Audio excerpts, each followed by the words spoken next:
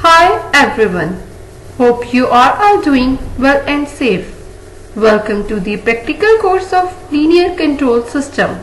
This is Nashita Alwas. I am the part of NFC Institute of Engineering and Technology, Bhutan.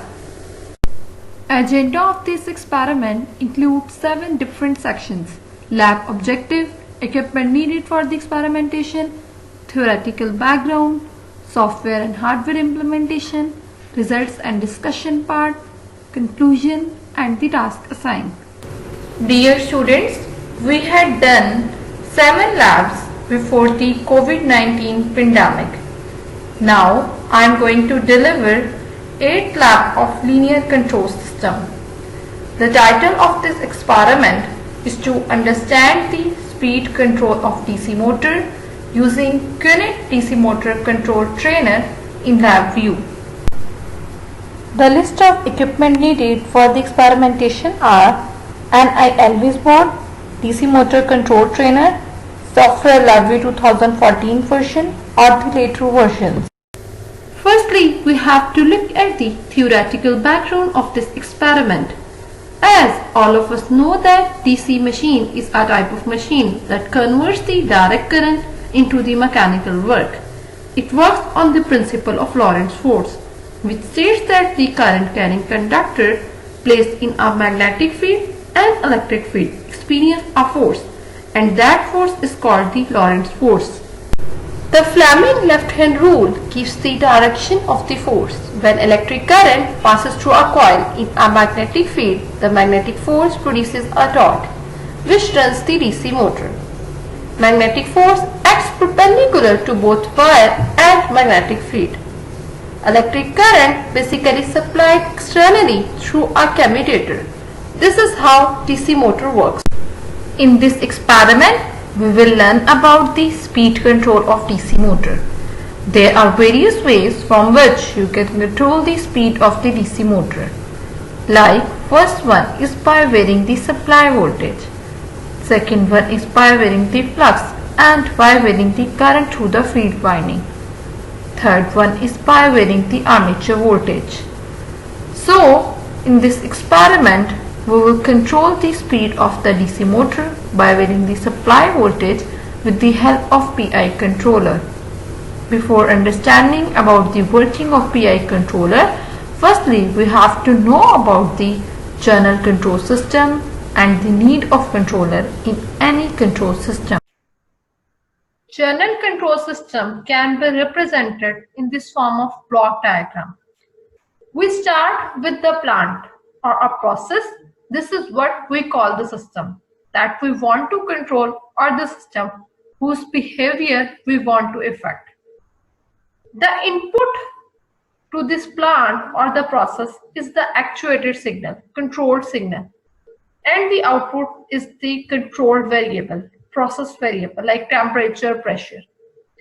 Different industries refer to these signals of input and output by different names. So you might hear them called sometimes else like plant input and the plant output. But the main purpose is how to generate the appropriate actuated signal, the input, that our system will produce the desired actuated actual output. That's basically the job of a control engineer, produce the right input into the system to get the output that you want. You hear about the set point, the reference, or the desired value in feedback control system. Here we are taking the feedback of output towards the input. So you might hear about the set point or desired input, desired value in feedback control system. The output of this feedback control system is fed back to the input and compared with this input or set point to command to see how far the system, the process, is from where we want it to be. The difference between the input and the output is basically the error term. If the output is exactly what we commanded it to be, then the error would goes to 0. This is what we want, 0 error. So the question is, how do we take this error term? Right there, difference between the output and the input is 0. How we can take this term to 0 and convert this into the suitable actuator command, proper command, so that over the time the error is driven to 0, and answer is just with the controller. Here we have the temperature-based closed-loop control system. In a typical control system, the process variable is basically the parameter, system parameter that needs to be controlled, such as temperature, pressure, or flow rate.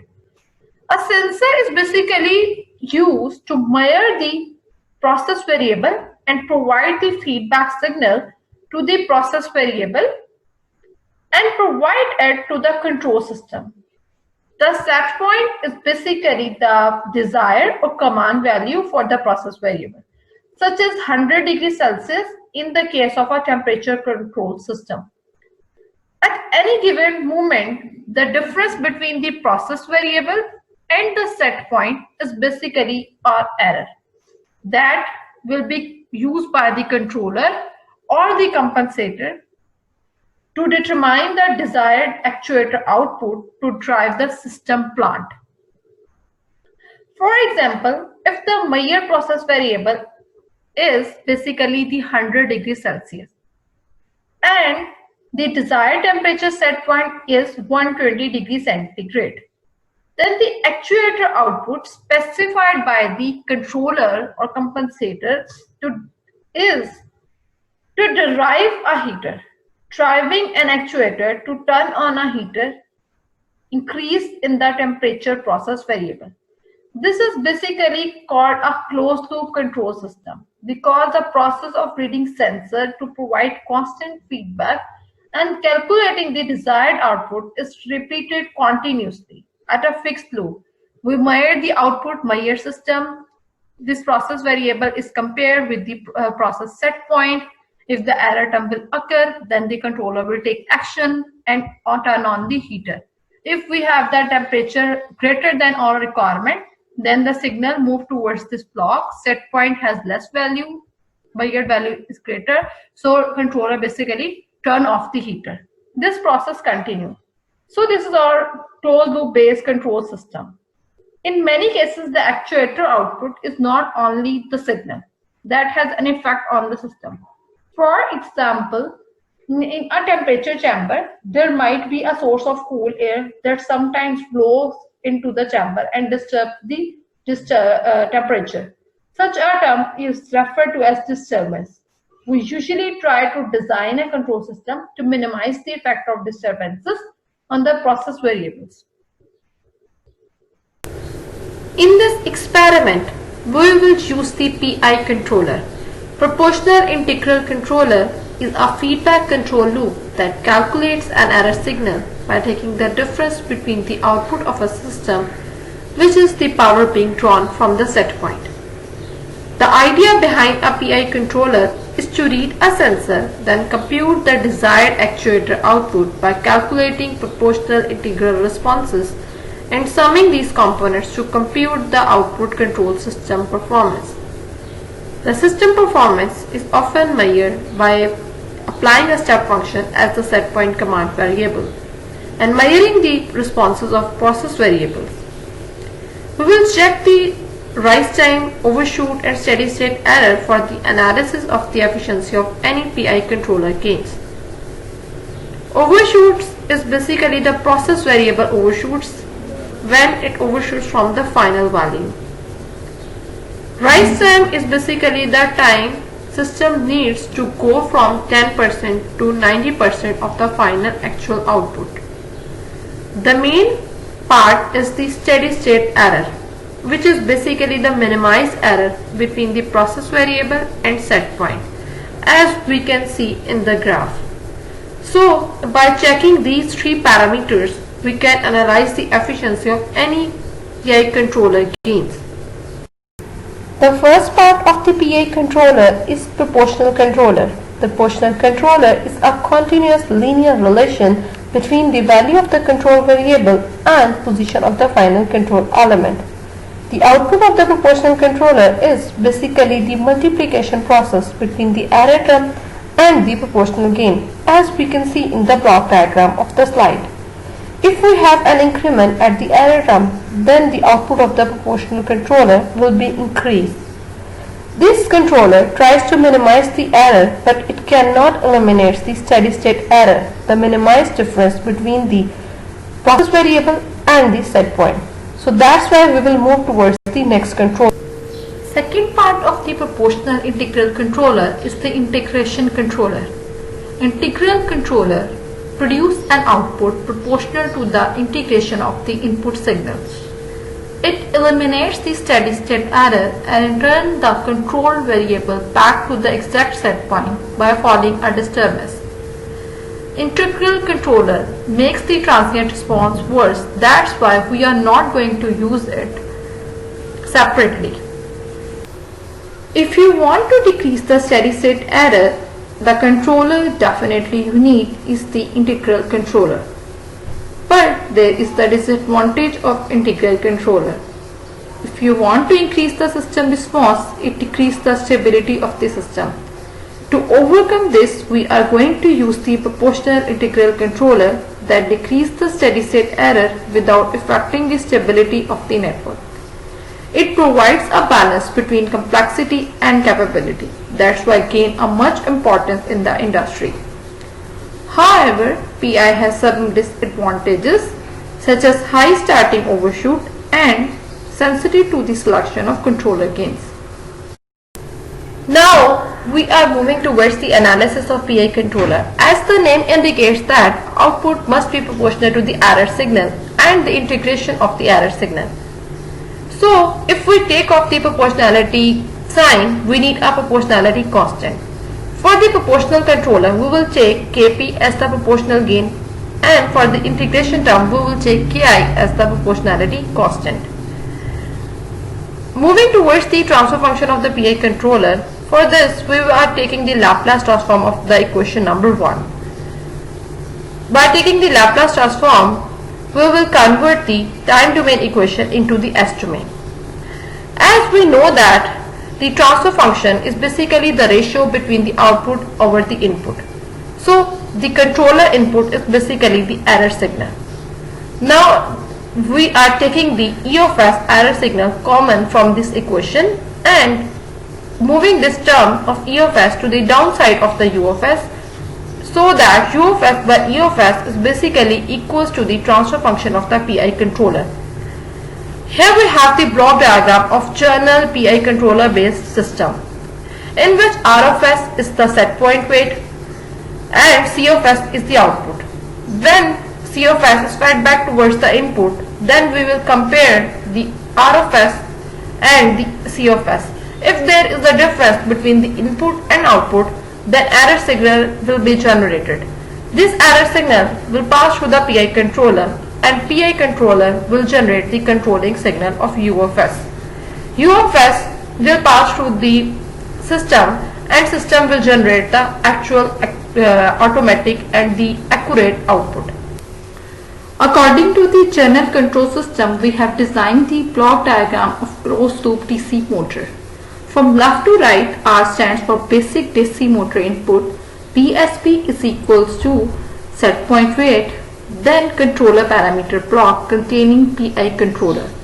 After that, transfer function of the network will be represented. Then the measure speed at the motor shaft is fed back and compared with the reference speed. The difference in the speed error is applied to the speed controller to generate a control voltage.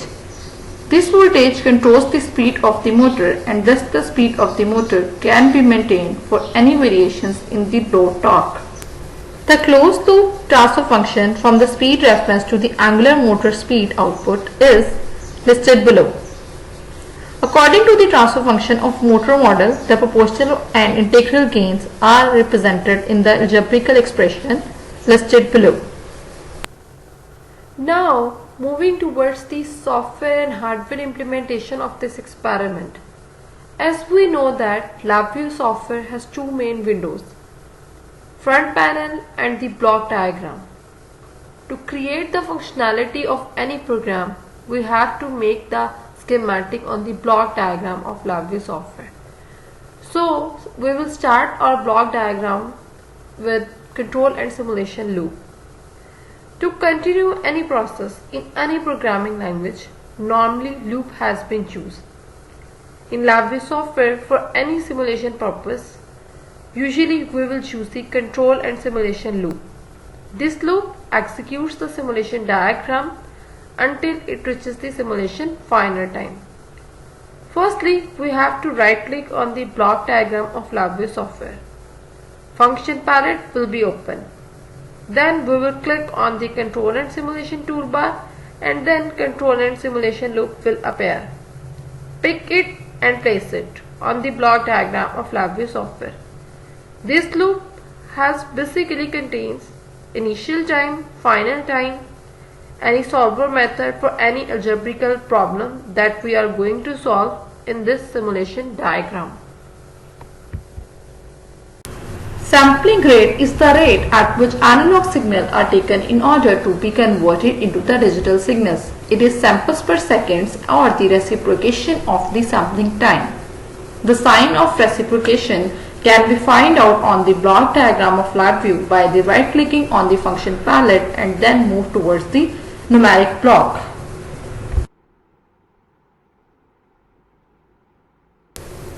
Signal generation block in LabVIEW software collects a signal at each time step of the simulation and returns a history of the signal value. It contains 4 items: signal type like scale wave or the triangular wave or whatever the wave you want to place on the block diagram of the LabVIEW software, amplitude of the wave, frequency of the wave and the offset. You can find out this block on the block diagram of LabVIEW. Right click on block diagram, function palette will be open, and then control and simulation block will be open. Control and simulation block, move towards the signal generation block, then you will find out the signal generation icon in this block. To purify the speed coming from the hardware module, we need the filter. So that we can represent the filter in LabVIEW software by taking the transfer function from the control and simulation block of the function palette.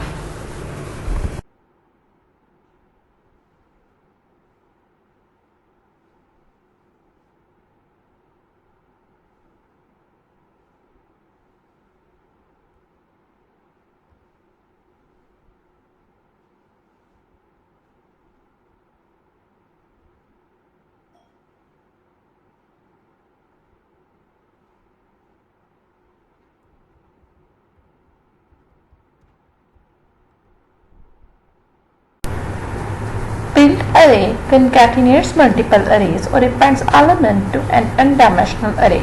You can find out this block by right clicking on the block diagram of LabVIEW. Function palette will be open and then move towards the array palette. Unbundled by name returns the cluster elements whose name you specify. You can find out this block in the cluster and class elements of function palette LabVIEW block diagram. Hard simulation returns the simulation at the end of current time step. You can find out this block by right clicking on the block diagram of LabVIEW. Function palette will be open, then move towards the control and simulation block, then simulation and then utilities. Here you will find out the hard simulation block. Simulation time returns the simulation before final time. Right click on block diagram, control and simulation block will appear in the function palette, move towards the simulation, then utilities and you will get the simulation time. Drag it and drop it on the block diagram of LabVIEW software. Simtime waveform plots a value versus the simulation time on a waveform. Right click on the block diagram of LabVIEW software, control and simulation block will be appear in the function palette, then move towards the simulation block, then move towards the graph utilities and finally you will get the simtime waveform icon in this palette. Pick it and place it on the block diagram of LabVIEW software. To build the block diagram of this experiment, At the very left hand side of the block diagram, sampling rate will be placed. This icon will basically used to acquire the analog data from DC motor, and after this conversion the analog data will be converted into the digital form. It is basically measuring the samples per seconds of analog data. Now for taking the reference values, we will perform simulation at the start of experiment, in which bump tests will perform by providing the step input to the DC motor model. For performing simulation, we will need control and simulation loop on the block diagram of LabVIEW software. Then at the very right hand side of this control and simulation loop, we will place the icon of part simulation. The purpose for utilizing it here is to stop the simulation according to our requirement. At the start of control and simulation loop, we will place the icon of transfer function. The main purpose for utilizing it is to filter the speed coming from hardware block. After this, we will use the icon of signal generator and place the 3 input terminal at the input of signal generator by using the unbundled by name cluster. 3 inputs are amplitude, frequency and the offset. In the next step, we will use one more unbundled by name cluster, which is selected from the cluster and element block of the block diagram of LabVIEW software. The purpose for utilizing it is to the partition of 3 model parameters: base set point, proportional gain and the integration gain. In this experiment, we are dealing with the DC motor, which is basically a system. We need a controller for our system. Hence, it is necessary to base the system modeling. For this, I will going to use the transfer function block here for representation of the system modeling. Then we will use the icon of build array, which is selected from the array block of the function palette. The main purpose for utilizing it here is to combine the response of hardware filter speed and the current simulated model speed. The output of this block is further passed through the waveform chart. Waveform chart displays the response of actual speed and the simulated speed. Another waveform chart is connected in control and simulation to display the response of voltage according to the simulated system of motor. In the next step, for the acquiring and transmitting data from hardware module, digital read and write blocks are connected. Speed and voltage waveform connected outside the simulation block are basically displaying the responses of hardware system. Now our block diagram is ready. So power on the NI Always and QNet module and open the front panel of the block diagram associated with basically block diagram of LabVIEW software. Run the hardware module and also run the LabVIEW virtual instrument QNet DC motor control trainer experiment and check the response of the motor.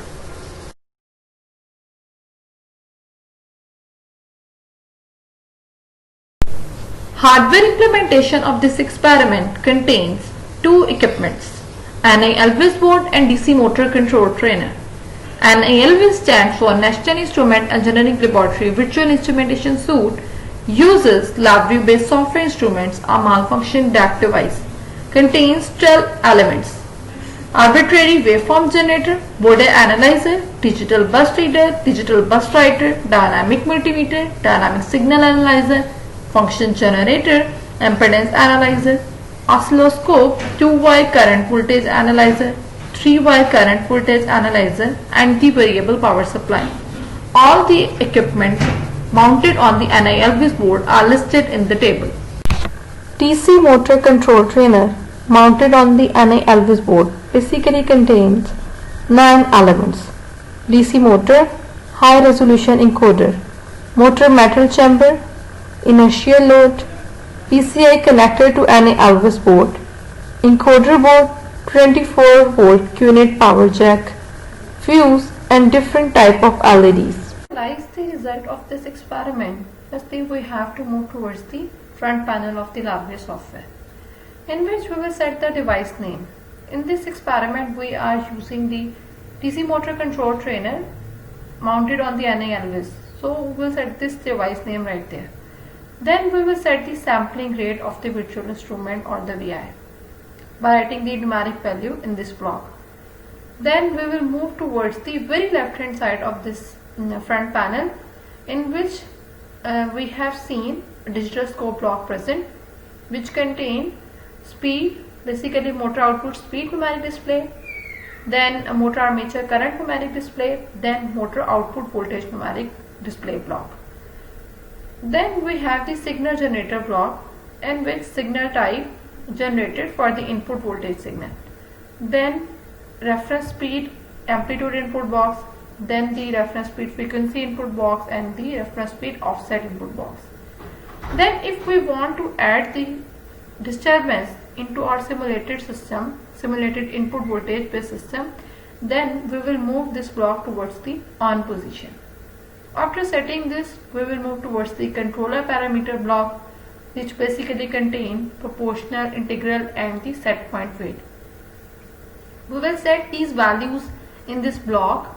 After setting the signal generator block parameters and the controller parameter block, we will move towards the analysis of the system, which basically contain the digital scope and these two waveform charts.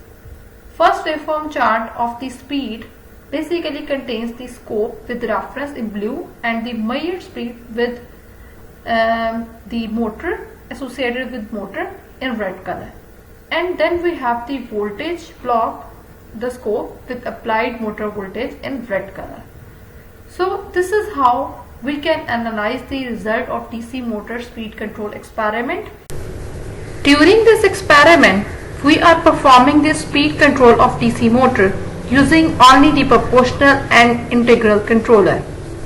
We can change the contribution of each factor in our control system by modifying our controller parameters. So in this case, firstly we will set the signal generation parameters and examine the behavior of measured speed with respect to the reference speed.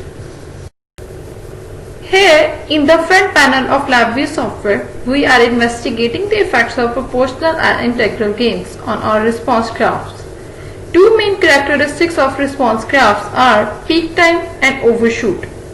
Peak time is how long it takes after the change in reference signal until the motor reaches its maximum speed. And overshoot is how far above the signal the motor goes. We can see in these response graphs, as the motor reference signal switches from low to high, the motor accelerates quickly, and that too decelerates a bit to reach the desired speed. This is because of the overshoots. In the second case, we will vary the proportional gain value and check the response of the DC motor. From these graphs, we can analyze that if we increase the value of the proportional gain, the system response becomes more damped. The reference speed of the DC motor has been shown in the blue color in the response graphs, and the measured speed of the DC motor has been shown in the red color in the waveform chart of the front panel of LabVIEW software.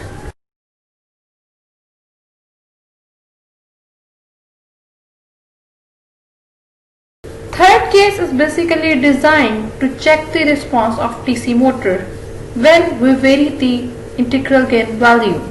From these graphs, we can analyze that by increasing the integral gain value, steady state error has been reduced, but the system becomes more oscillatory.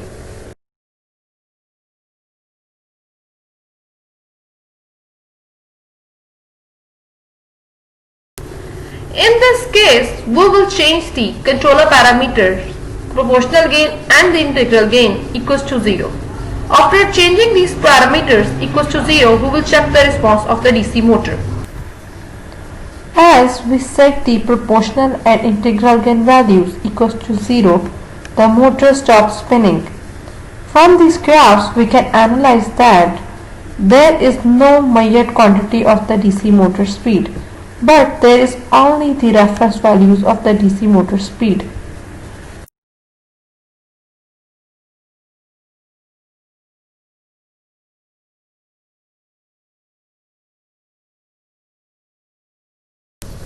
Finally, the conclusion is here. From this experiment, we have learned that as the reference signal switches from low to high, motor accelerates quickly and to decelerate a bit after reaching the desired speed. As the proportional gain is increased, the response becomes more damped. As the integral gain increases, system becomes more oscillatory. As the controller parameters set to 0, the motor will stop spinning. Tasks assigned for this experiment are listed in this slide. You have to complete these tasks before the commencement of your next week lab. Write down this experiment in your notebooks and share the scanned copy of your work with me through Microsoft Teams. This is all from my side. You are welcome to ask any question related to this topic. Thank you very much for listening to me.